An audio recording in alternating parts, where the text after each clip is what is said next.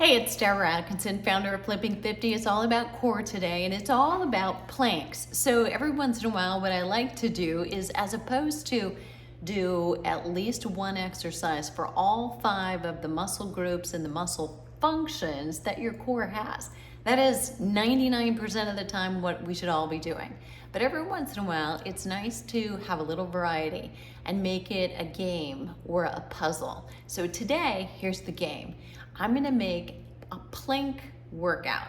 So we're gonna still try to get plank that's stabilization, but that's anti-movement. That means you're moving limbs, you're moving your arms, you're moving your legs, you're moving both. And we're gonna do some on the front, on the back, and we're gonna do some on the side. So we're not just getting one type of exercise or stabilization, but we're getting multiple types, and that's the best kind of core. So here we go.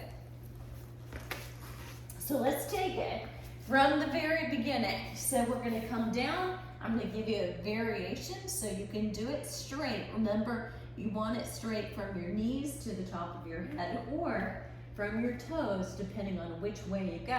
So as I'm doing this one down, I want you to notice I'm on my forearms. Now, there's still some work that has to happen in my shoulders, but what I've eliminated is stress on my wrist and potentially stress on the elbow joint that will happen if you're up on your palms. So know that this is always just as effective for the core. Your core doesn't know if it's 6 inches off the ground or 12. So holding here, and this is the only time you're ever gonna see me do a static plank, because static plank is really not that intelligent. Your body doesn't have to do this very often. During daily living, we have to stabilize while we're moving limbs. So that's what you're gonna see of the rest of the time. All right, from here, we're gonna flip. So we're gonna try to keep the stress light on the shoulders if we're using shoulders in one, we're gonna switch it in the second. So another plank, yet one that you're probably less familiar with, is we're gonna do it from this side. So this is a bridge, but in a sense, it is also a plank. So what we're gonna do to make it a little bit more functional, making sure that your hips, right, hip width apart, is designating the distance your knees are apart and your feet are apart as well. So we're all in parallel here, but arms out to the side. Now we're gonna keep those hips lifted, pressing up as we do small walks. So we're just lifting just 2 or 3 inches off the ground, but the goal is keeping your hips stable and still. They're not moving, so we don't wanna rock and roll side to side. We're just stabilizing right here, and you got it. Nice job. Good. Now, if I wasn't talking, I'd be counting. Generally, I'll try to count to 30. So it's just 1 and 2, and we'll go 10 more and count that as done, okay? Nice job. We're gonna go 8, 7, 6, 5, don't fall down, 4, and 3, and 2, and 1. Good, come on back down. We're gonna turn it over. We're gonna come back up, and I'm gonna move this rag. So I have this here for a reason. So what I'm gonna do is take my feet a little bit wider than I have them before. I'm gonna take one arm out, still stay parallel, and I'm gonna move this back and forth. 2, 3, 4, 5, 6, 7, 8, 9, and 10. Now, depending on your floor surface, you may want a paper plate instead if you're on carpet. 1, 2, 3, 4, 5, 6, 7, 8, 9, and 10. Good. Now, I'm gonna come down. I'm just gonna change because I'm on tile here, which is smooth, and on my mat. So I've got to be careful and position it correctly, but I'm gonna windshield wiper this one out to the side. 1, 2, 3, try to keep those hips down. 4, 5, 6, 7, 8, 9, and 10, and you've already guessed, We're going to the other side, and 10, 9, 8, 7, 6, 5, 4, 3, 2, good, and 1, and relax. Now, we're gonna give those shoulders another little break. So we're gonna come back over. We're gonna bridge it back up. And now just to make it a slight variation, what we're gonna do is make sure we keep the knees at the same level as well as the hips, and just extend one leg out and then the other one. So we're just taking it out to a little bit longer lever, bring it back in. Takes a little bit more time than the marches did. Reach, and then back. And reach, and you'll feel a little bit more sway or pull as you lengthen that leg out, and you're holding it out there just a little bit longer. So you want to be very careful. Press those hips. Make sure there's weight in the center of your head, so you're not straining the neck at all. Reach, and come back, and out, and back. And again, press, and in, and press, and in, and back, and that's it. Come down. Nice job. We're gonna come back over, turn it in, and from here, we're gonna bring it out. So if you have wrist or elbow issues, either one, this one is probably out, and if you've already counted yourself out because of shoulder issues, totally understand it. So, want you to take those feet again a little bit wider, because we need a base of support when we lift one arm off the ground. Now, you want to keep your eye on your hips, so you want to make sure we're not wiggling and going side to side here. You want to just simply keep it low and lift to the tap. Soften the elbow, and down, and up, and down. So you may feel that minor shift occur through your hip as you change the weight from one side to the other. Try to make sure you're firmly pushed back into your heels, and then lift to tap that shoulder, keeping a slight flexion in this elbow if you can. Up, and touch, and tap, and switch, and come down. Nice job. All right, now, you probably have guessed what's happening, right? We're gonna come over one more time, because I wanna give your shoulders a break before we come into side planks. So coming up to straight arm, a little bit more rest required, because when we come to the side, you're just on that one, remember? So we're gonna go here, we're gonna bring this leg out, but here, we're gonna lower and lift. Now the goal isn't to bring it all the way up, because that's less work actually. We're gonna keep that long lever out there, where we're lifting the weight and holding it and stabilizing at the same time.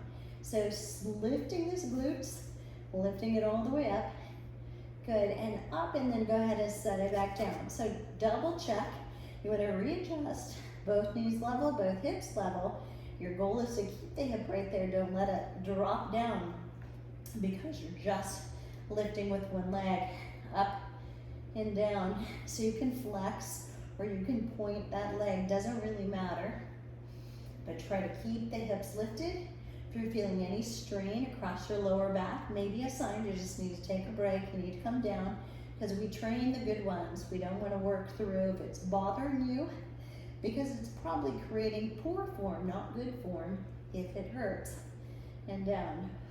Exhale. Make sure you're still breathing. Good. One more time. Bring it in, bring it up, and then relax. Go ahead and shake it out. You can drop those knees side to side. To your side. We're gonna come over, and you're just gonna park. So use this front hand. I like to position it in a way. I'm gonna use some weight, because I'm gonna spot myself to come up. That way you get up, and if you're feeling this is not comfortable for your shoulder, you don't have it in a position where you might risk impingement. you have it so you're supported, you can come right down out of it, no harm. So lift, here's one option. Now, if you're feeling like that's just an option I'm not ready for, you go here, but this is still straight.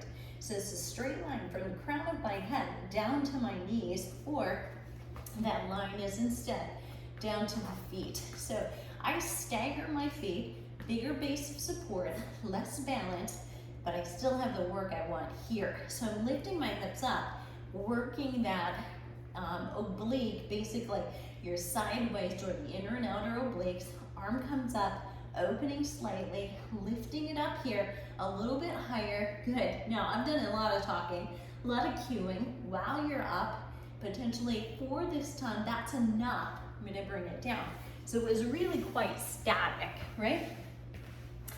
Not much movement, and yet we do want to introduce the movement. Now, I have my knees bent because in starting, I'm gonna come up on my feet. So if you are starting with bent knees and you know that's where you're going, you put this out straight right away, and then you'll be coming up here, okay?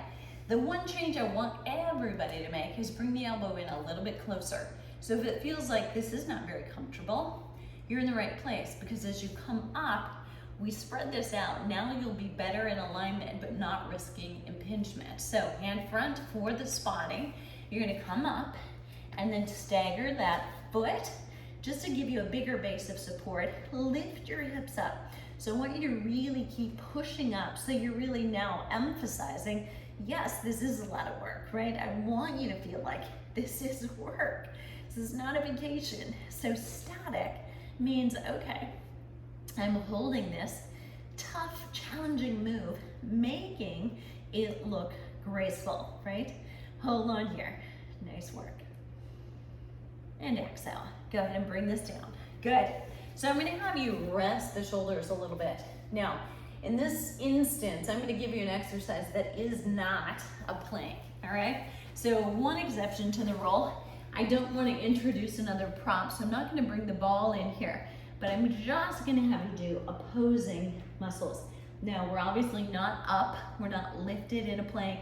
This is kind of a bird dog exercise. Opposite arm and leg. So you're focused on keeping the hips down into the ground. The shoulders are not quite down, but I'm not rock and rolling. So we're staying very parallel. One arm and the opposite leg. This is excellent for the erector muscles in your back, the ones that run up and down your spine, kind of on either side like a zipper. For postural muscles, this one's a real winner. And relax. Go ahead and bring it back. You can gently push back here. Take a little break, rounding your back after you've done extension. Often really helpful. So we'll just start on this side. Now, a couple things I'm gonna do. I'm gonna do 5 long leg lifts, and I'm gonna do 5 knees in. Now, if you're doing this on your knees, you can still do the leg lifts, and you can still do the knee in. It's just gonna look a little bit different, okay? So I'll demonstrate here because it's a little more challenging. Here we go. We're gonna come up, lift, and we go 5 and 4, 3, 2, and 1, and just the knee in and up like you're going upstairs. And 2, 3, 4, and 5. Great, and release. Now, for either of those, you could do a full set. Usually if I'm doing a set of them by themselves, I'll just do 10 on each side, because that's quite a bit of stress for the shoulder, right? So you're adding the leg, going up and down, that's more work, and I like to get off of that. So I might do 10 with that leg, might do 10 in and call that a day, but that's quite a bit. So think about pacing yourself, gradually progression. We don't go from here to there, right? So lift, arm up, and we go 10, or 5, sorry, 4, 3, 2, and 1. Now 5 with the step, 5, 4, 3, 2, good, and 1, and relax, and come down. Excellent job. All right, Coming into a seated position, just to release both through the hips and through the back. A little rotation. Breathe in, back to the center, rotate this direction, and then back to the center. So even though you've worked core and you've stabilized, meaning the core stayed still, we didn't do a lot of flexion and extension, didn't do a lot of rotation, there's minor bits of rotation in there, still good to stretch, and especially if you're strengthening the core, front and back, as well as sides. Loosening the hips is also a great partnership for that. Most of the time what we need is release tension in those tight hips, actually allows us more mobility as well as strength and stability in the core, in the place where we need stationary stability, all right? So we should be mobile in our upper back, we should be more mobile in our hips, and then more stable in our lower back. So that's what core strength is really all about, helping you get, but the other side of that is mobility in the other two places, upstairs and downstairs. Hope that was helpful. Subscribe if you're not already. Ask questions if you've got them, and I'll see you on the flip side.